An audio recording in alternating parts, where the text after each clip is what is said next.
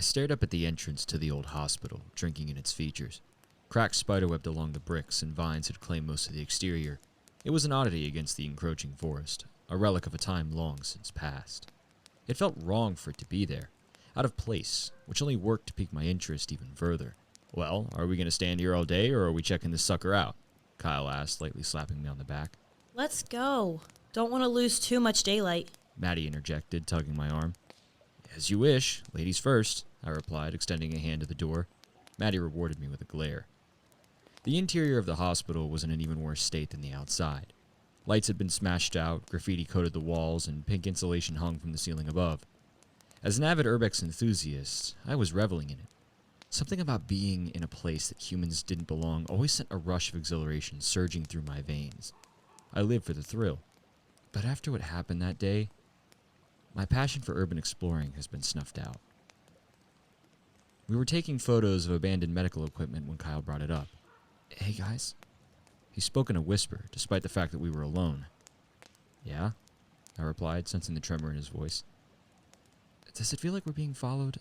I don't know, it might just be me, but something tells me that we're not the only ones here." Stop. You're trying to prank me and it's not going to work this time. How gullible do you think I am? Maddie retorted, crossing her arms. "Maddie, I promise I'm not joking."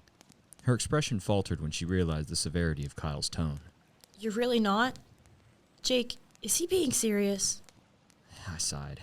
When Maddie got freaked out, it wasn't a good time for anyone. Things had been going smoothly up until that point, and I didn't want to ruin a good thing. Tell you what, Kyle, if we check out a couple more rooms and your sixth sense is still going haywire, we can leave. Sound good? Despite their nods of approval, I could feel the shift in the atmosphere. The tension was thicker, solid, as if I could reach out and touch it. Knowing what I know now, I wish he would have left the moment Kyle had said something. We continued our search with no further protest from either party. We photographed our findings in silence, that pervasive unease still omnipresent. I kept trying to find something to say, but I couldn't arrange the words properly in my head. After a while, it was Maddie who broke the silence. So, who's down to find the morgue? She said as a devilish grin inched across her lips. Kyle and I shot each other a glance. Neither of us wanted to go, but we didn't really have a choice. If we refused, Maddie would call us cowards until the day we died. "Sure, let's do it," Kyle said. He tried to sound confident, but he and I both knew the truth. "All right, but after that, we're leaving." My friends each nodded, and with that, we set off to find the hospital's morgue. It took us only about 10 minutes. As we walked, I tried to discern if I could feel the eyes watching our every move like Kyle had described.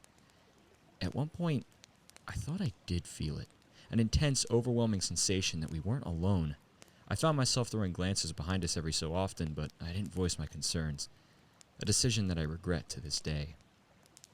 Before I knew it, I found myself descending the stairs to the basement. Our flashlight beams danced along the staircase as we went, shedding light into the inky depths below. Once we reached the bottom, there was a long hallway with a set of double doors at the end. Spooky, isn't it? Maddie whispered as we continued. "Yeah, feels ominous," I said as a shiver rippled through me. The air was colder down there, lending to the creepy ambience. We paused once we reached the doors. Okay. Who wants to go first? Maddie asked, surveying our expressions. "I think you should. You suggested it," Kyle retorted, wearing a shit-eating grin. "Yep, as I said before, ladies first," I joined in, earning me another glare. Fine. But if I die, I'm going to come back just to take you with me. Maddie pushed open the doors and lit the charge. Kyle and I followed behind her. Standing in that room sent a chill down my spine. Kyle turned to me, that taunting smirk returning to his lips, and he whispered into my ear, "Let's prank Maddie. You distract her, meanwhile I'll climb into one of those freezer racks and make a bunch of noise in there. I bet you'll scream loud enough to wake the dead." I smiled at him. Maddie was never going to forgive us for this. "One problem," I muttered. "How are you going to close yourself in?" "I'll figure it out, just..." Nice try, dickheads. I can hear you. Maddie glowered at us like we were the spawns of Satan. My face flushed with color and sweat beaded atop my brow. "Yeah, we weren't actually going to go through with it. Just an idea," Kyle said, rubbing the back of his neck. She wasn't buying it. A sudden rattling sound erupted from one of the mortuary chambers that Kyle had centered his plot around. It started off quiet, small enough to be dismissed as nothing more than the groan of old metal, but soon it escalated into a loud clanging. We stared at each other wide-eyed, our faces pale as ghosts. The sound had grown into a deafening pounding. Something was being slammed hard against the inside of the door. It was clear that Kyle's earlier premonition had been spot on. We were not alone in that hospital. We stood, frozen in shock, left to helplessly watch as the door buckled under the weight of the blows, over and over and over again.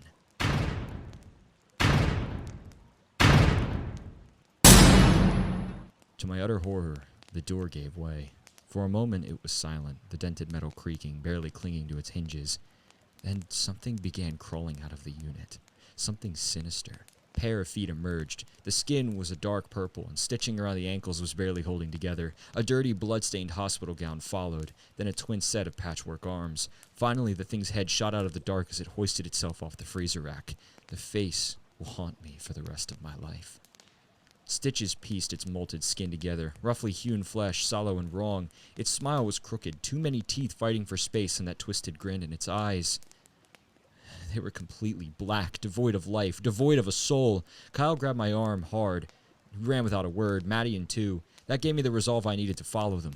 The three of us bolted down the hallway, desperate to get away from whatever we had awoken. My heart jackhammered in my chest as I realized we were being chased. The sound of bare feet slapping against the tile fueled my legs to work harder than ever before. Once we reached the stairs, I bounded up them 3 at a time, bolting for the exit the second I reached the top.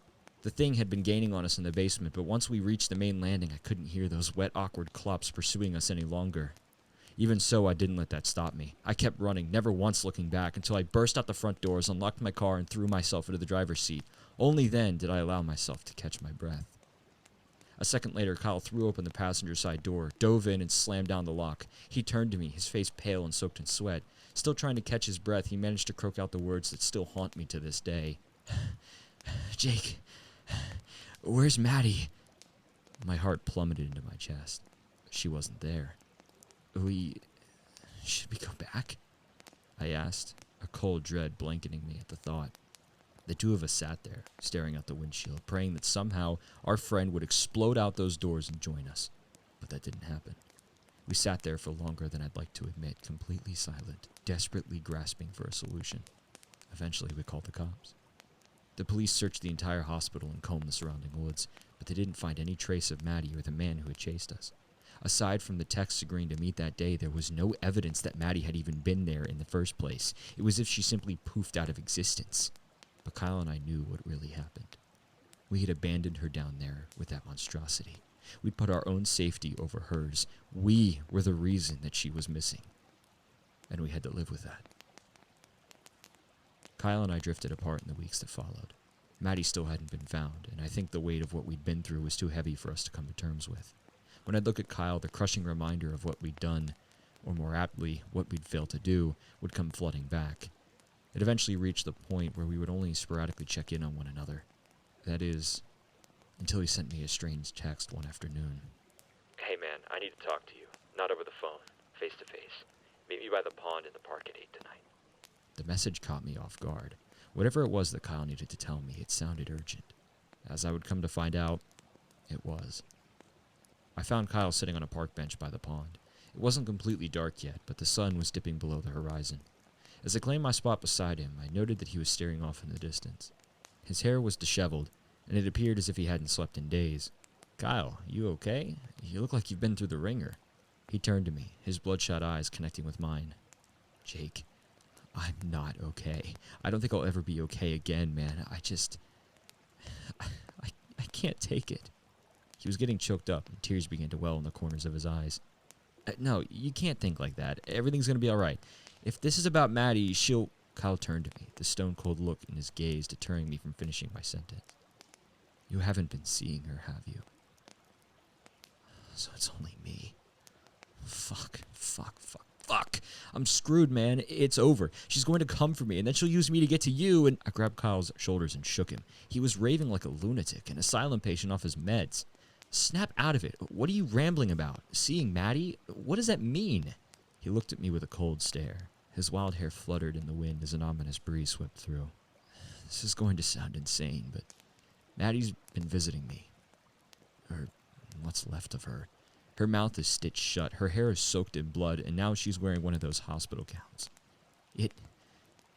It got her. She's not alive anymore, Jake. That thing from the hospital, it's using her to get to me, and once it does, you'll be next. I couldn't formulate a response. I stared at him, mouth agape, turning over his words in my mind. Could what he had just told me even be possible? That's it. That's all I needed to tell you. Well, and I guess I wanted to say goodbye. I doubt I'll make it much longer.